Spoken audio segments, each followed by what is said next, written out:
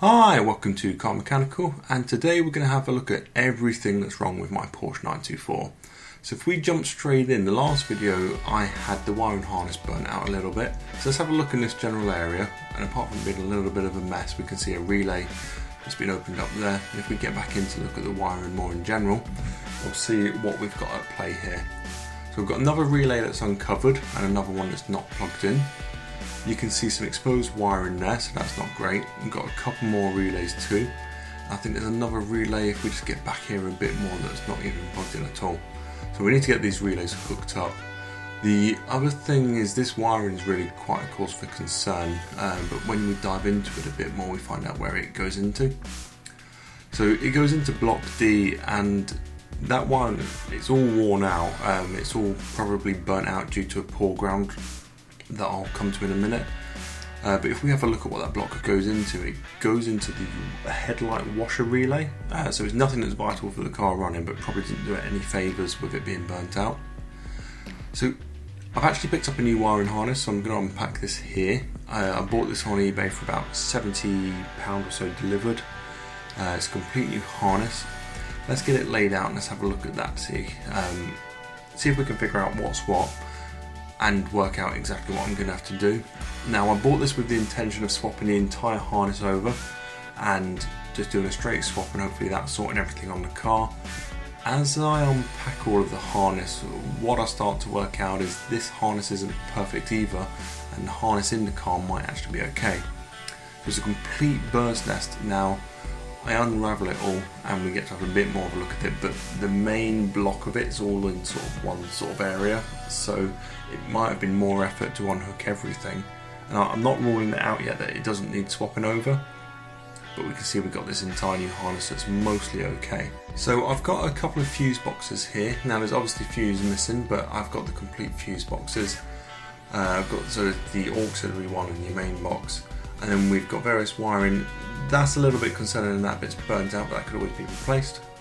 And as we dig in a bit more, I do find a few cut wires, but most of the harness does appear to be in good condition. I think whenever it was removed, for ease of removal, whoever took it out just cut these bits off, and they just made the job a bit easier for themselves. At least I hope they did, and I hope it wasn't an issue that meant it had been ripped out at some point in that way. So as we go back in the car, we can see the corrosion on the ground points here, and you can see a little bit of the firewall that's rusted there. Now after I've been through and labelled everything, I put the battery back in, I replaced the fuse that burnt out in the previous video. And just looking at the battery tray, what I think happened was I think some of the battery acid leaked out and corroded through, which has caused the issues. So we're going to start the car in a second, going to pop the battery in. So I'm going to start the car in a second. Now if we look here, it says the oil pressure is no bar with no key in, and battery voltage, put the key in. No way it's making 10 bar of pressure. I do wonder if someone's connected to the connectors here to drop the, so there's no resistance. Okay, start it. Might stall out.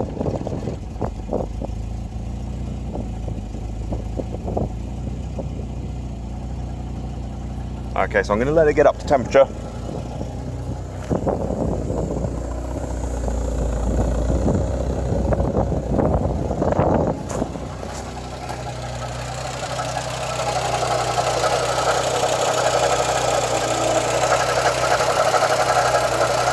Might be an idea to replace these those tensioners at some point. Also found these.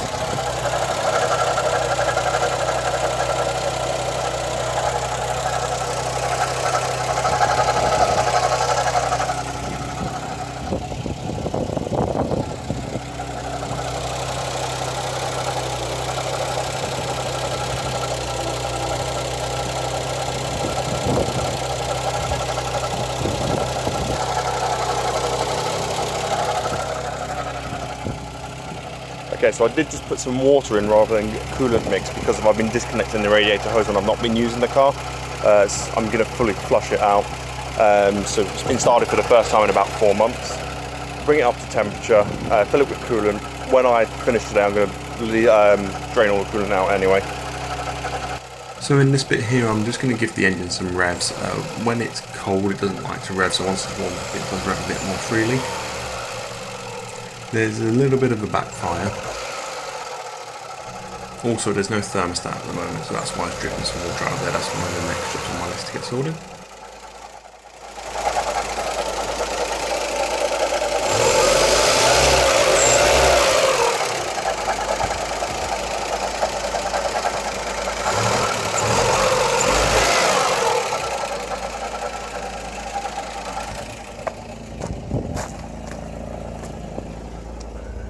Nothing burning out at the moment.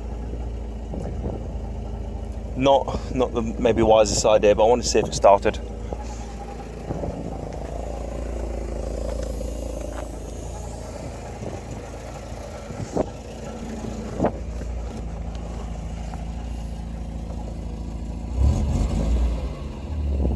So if I go wide open throttle,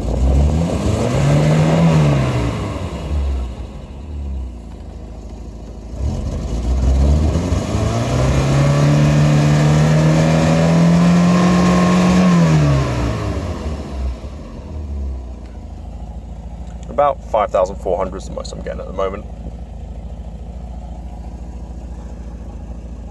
And apparently no temperature. I'm pretty sure whatever wiring's back here for all of these.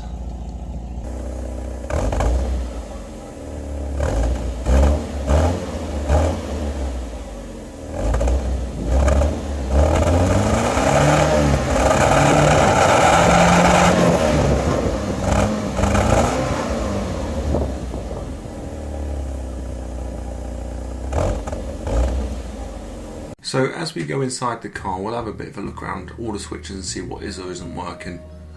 So I actually need to get these switches relabeled. I know some are for lights. I thought one of these was meant to be the release for the sunroof that pulls off to become almost like a Tagara top.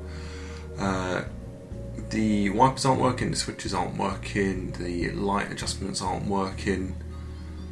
The indicators work and the hazards work, that's about it. On the dash I'm not seeing anything from the fuel gauge, even though I know there's a bit of fuel in there. The voltage or ampere meter, no, voltage meter isn't working, the fans aren't working, and the electric windows aren't working. So bear in mind the state the wiring's in at the moment. All of this stuff needs looking into. When I got the car, the door card had been pulled off for this side and the window motor had been pulled off, so I need to have a look at that. Don't know if it needs fully replacing. The dashboard needs fully recovering as well. That's just final. These vents are missing. I have a 3D printer. I've designed and 3D printed stuff which you might see in my other videos. I think I'm going to give a crack at that to replace the vents and the hinge for the glove box. Not the hinge, the latch. The roof is covered in electrical tape, so I think that needs to come off and probably re-vinyl the roof as well.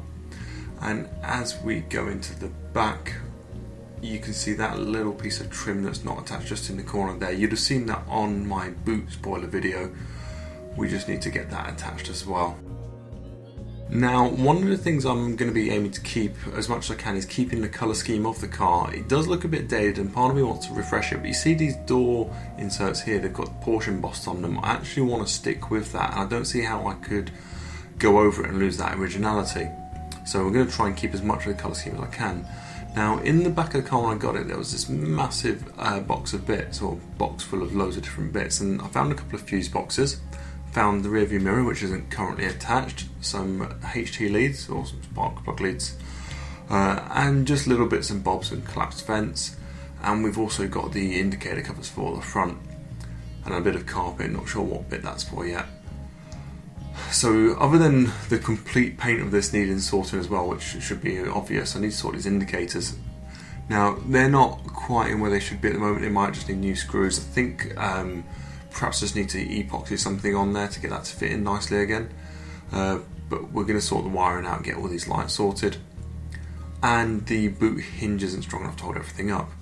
So the last thing I did whilst I was messing around with it, I took the roof out. There's meant to be a release switch on these, or so I've read, but mine just seemed to come out manually, so I need to look into that as well. There's going to be a lot of small things to sort out. I really hope to have this car running and driving this summer. The more I get into it, I think the more I'm going to have to see quite where I get to, because if I was to write everything down, I've probably got a list of 50 different things. It gives me plenty to do, it gives me plenty to film. Hopefully it's going to be a massive learning opportunity for me. For people that watch it, if you're thinking about doing something similar yourself, you may look at it and think, yep, I can absolutely do that, or you may look at all the little fiddly bits and think, no, that's not something I want to do. I'd rather spend the extra 1,000 or 2,000 and just buy the finished car and maintain it. That's it as more of an in-depth updated view of the 924. There was the video when I first got it and went over everything to get it running, but I'm now at the stage where I'm going to be doing a few jobs on it every week and hopefully progressing this, and I'm still want to aim to get it done for this summer, but I might have to accept that it might be this autumn, or I may just have it mostly there this year and be driving it next year. If you'd like to see the videos as they come out, guys, please hit the subscribe button. If you did like it, please hit the like button. Please share it with anyone that you think it may be helpful to, and please leave any comments or feedback in the comment section down below.